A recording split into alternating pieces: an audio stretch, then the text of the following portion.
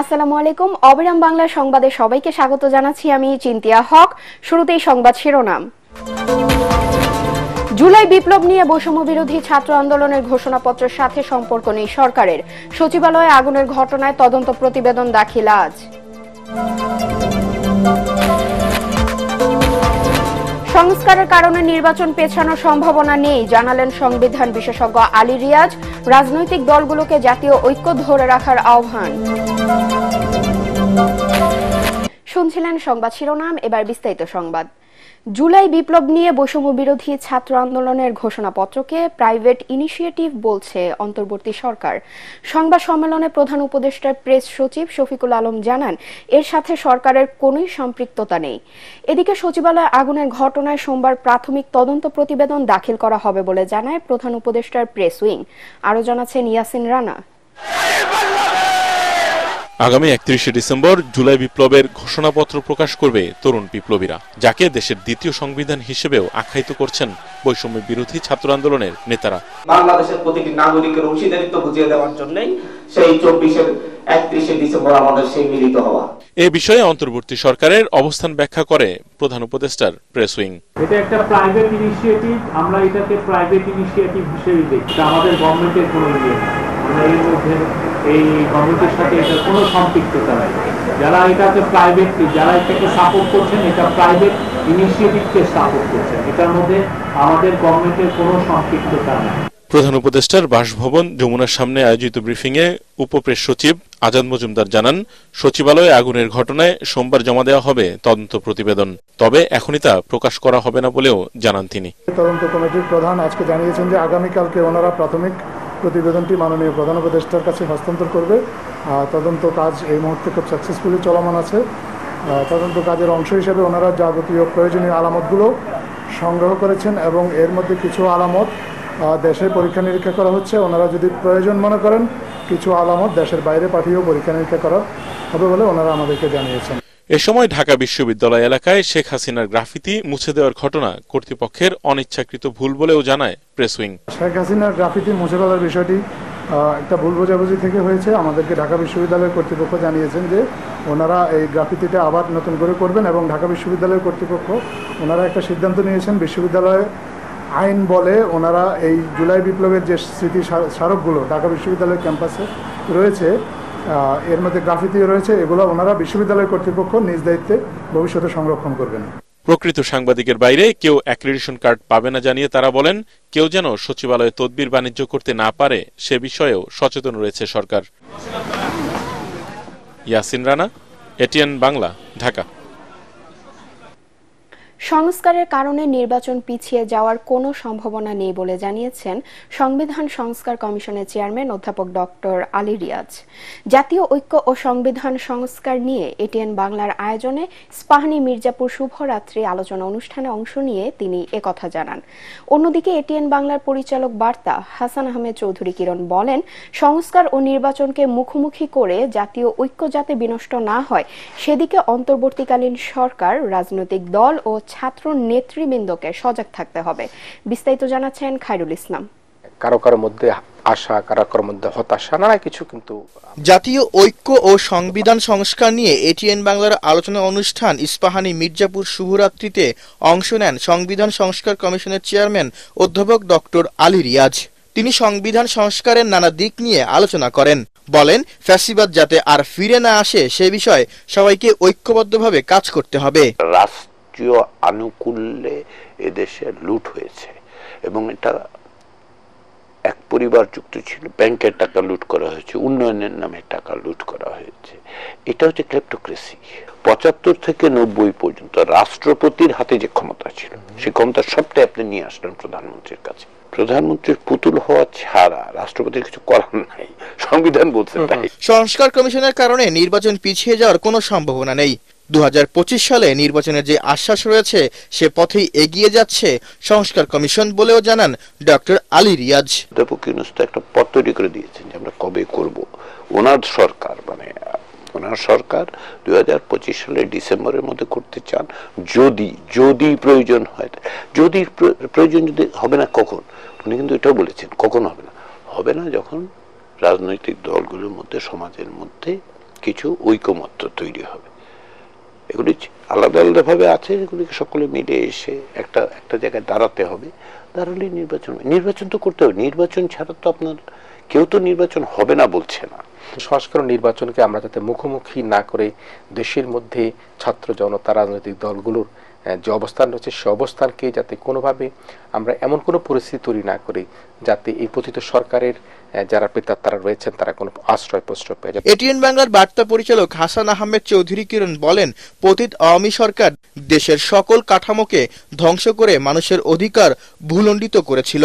এই হত্যাকারীরা, এই জুলুমকারীরা, এই ফ্যাসিস্ট সরকারের যারা দোষর ছিলেন তারা ইতিহাসের আস্থা করে তারা নিক্ষিপ্ত হবেন, এবং সে আস্থা করে যারা নিক্ষিপ্ত হবেন তাদেরকে নিশ্চয়ই রাষ্ট্র সরকার বিচারের মাধ্যমে শাস্তির আওতা আনবেন। ইতিহাসের খলনায়করা বিচারের মাধ্যমে কারাগারে যাবে, আর জুলাই বিপ্লবের শহীদরা ইতিহাসের মহানায়ক হয়ে বেঁচে থাকবে জানিয়ে হাসান আহমেদ চৌধুরী কিরণ বলেন, কোন ষড়যন্ত্রকারী জুলাই বিপ্লবের অর্জনকে নস্যাৎ করতে পারবে না। তাই ছাত্র জনতা সবাইকে ঐক্যবদ্ধভাবে কাজ করতে হবে। কিছু কিছু অংশ বেশি সংস্কার করা। খায়রুল ইসলাম, এটিএন বাংলা, ঢাকা। এটি হচ্ছে মূলত পুনর্লিখন বলতে বুঝিয়েছে। হবিগঞ্জে পুলিশ সুপারের কার্যালয়ের সামনেই অবাধে চলছে মাদকের রমরমা ব্যবসা। স্থানীয়দের অভিযোগ, ফেন্সিডিল, ইয়াবা, হিরোইন, গাঁজার বিক্রির অন্যতম স্থান শহরের ২ নম্বর পুল। বিগত ১৬ বছরের জায়গাটি মাদক বিক্রির বড় ঘাঁটিতে পরিণত হয়েছে। এর সাথে কিছু পুলিশ সদস্যও জড়িত বলে অভিযোগ এলাকাবাসীর। তবে এই অভিযোগ অস্বীকার করে ব্যবস্থা নেওয়ার আশ্বাস দিয়েছেন জেলা পুলিশ সুপার। হবিগঞ্জ প্রতিনিধি আব্দুল হালিমের রিপোর্ট, জানাচ্ছেন তামান্না জেনিফার। হবিগঞ্জ শহরের প্রাণকেন্দ্র পুলিশ সুপার কার্যালয়। এর সামনের স্থানটি শহরের ২ নম্বর পুল। এর সাথে রয়েছে বহুলা ১ নম্বর ওয়ার্ড। বিগত ১৬ বছর পুলিশের সামনে বসেই মাদকের রমরমা ব্যবসা চলছে এখানে। বহুলায় ১ নম্বর ওয়ার্ডের মাদক ব্যবসায়ী রুবেল, আবদাল, সৈয়দ আলী সহ অসংখ্য মাদক ব্যবসায়ীর অভয়ারণ্য এই এলাকা। অসংখ্যবার জেল খাটার পরও বেপরোয়া তারা। ইয়াবা, তারপরে আপনার বিভিন্ন মাদক দ্রব্য বিক্রি করে।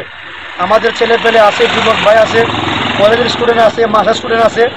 যদি এ ধরনের ব্যবসা চলতে থাকে যে আমাদের যুবকগুলি সেদিকে ডাইভার্ট হয়ে যাবে। ফাদার আছে, গড ফাদার ধরলে পরই সুনাপুটিরা অটোমেটিক কি হয়ে যাবে। আমাদের দাবি আজকের মানববন্ধন থেকে যে আমরা সুস্থভাবে যারা যারা মাদক ব্যবসার সাথে জড়িত তারা যেন এই অতি শীঘ্রই এরেস্ট হইতো, এবং আমাদের জোরালো দাবি তারা এরেস্ট করা হইতো। আমাদের পুলিশ যদি কোনোটায় জড়িত থাকে এই অপকর্মে, অবশ্যই আমরা তার বিরুদ্ধে ব্যবস্থা নেব। অতিষ্ঠ হয়ে এলাকার মানুষ পুলিশ সুপার, সামরিক বাহিনী, জেলা প্রশাসকের কাছে লিখিত অভিযোগ দিয়েছে।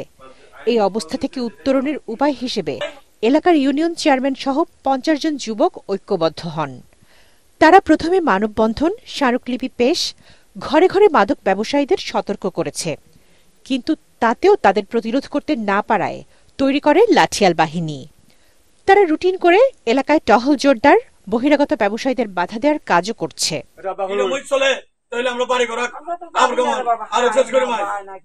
এই এলাকাটি মাদক মুক্ত করা না হলে এলাকার কিশোর যুবকরা জড়িত হয়ে পড়ছে চুরি, ছিনতাই, ডাকাতি সহ নানান অপকর্মে।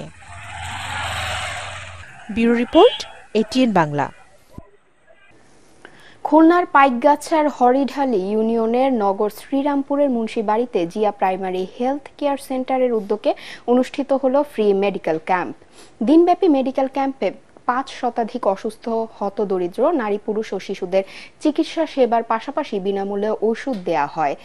বাংলাদেশ সংবাদ সংস্থা বাসসের চেয়ারম্যান ও দৈনিক ইত্তেফাকের যুগ্ম সম্পাদক আনোয়ার আল দিনের ব্যবস্থাপনায় মেডিকেল ক্যাম্প পরিচালনা করেন দেশের প্রখ্যাত হৃদরোগ বিশেষজ্ঞ পিজি হাসপাতালের চিকিৎসক ডাক্তার মাকফুর রহমান। ঢাকার ক্যান্সার হাসপাতালের সহযোগী অধ্যাপক ও ইবনে সিনা মেডিকেল কলেজ হাসপাতালের চিফ কনসালটেন্ট প্রখ্যাত চিকিৎসক ডাক্তার আব্দুস সালাম চিকিৎসা সেবা দেন। এ সময় পাইকগাছা উপজেলা বিএনপি সভাপতি ডাক্তার আব্দুল মজিদ উপস্থিত ছিলেন। সন্ধানী লাইফ ইন্স্যুরেন্স আন্তর্জাতিক সংবাদ।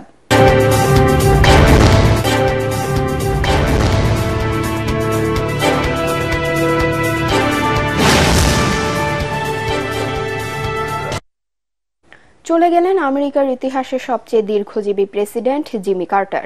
স্থানীয় সময় রোববার বিকেলে জর্জিয়া অঙ্গরাজ্যের প্লেন্সে নিজ বাড়িতে শেষ নিঃশ্বাস ত্যাগ করেন তিনি।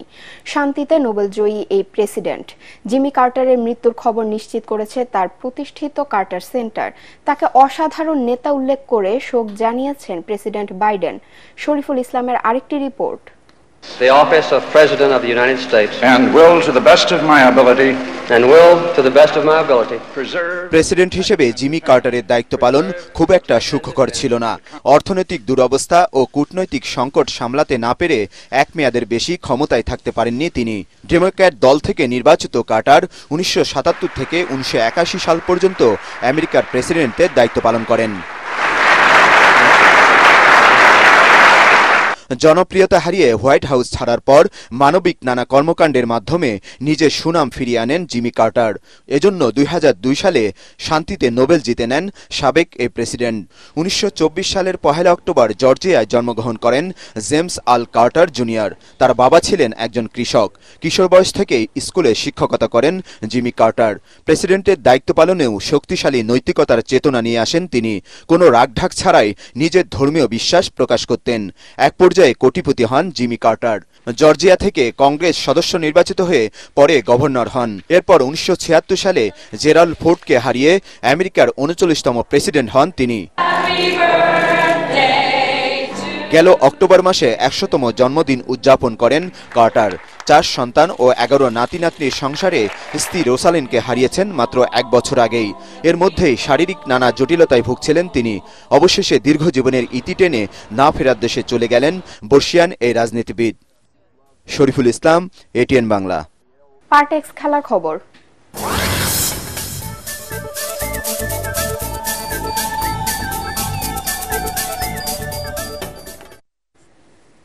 ফরচুন বরিশাল এবং দুর্বার রাজশাহীর ম্যাচ দিয়ে দুপুরে মাঠে গড়াচ্ছে বাংলাদেশ প্রিমিয়ার লিগ বিপিএল এর 11তম আসর।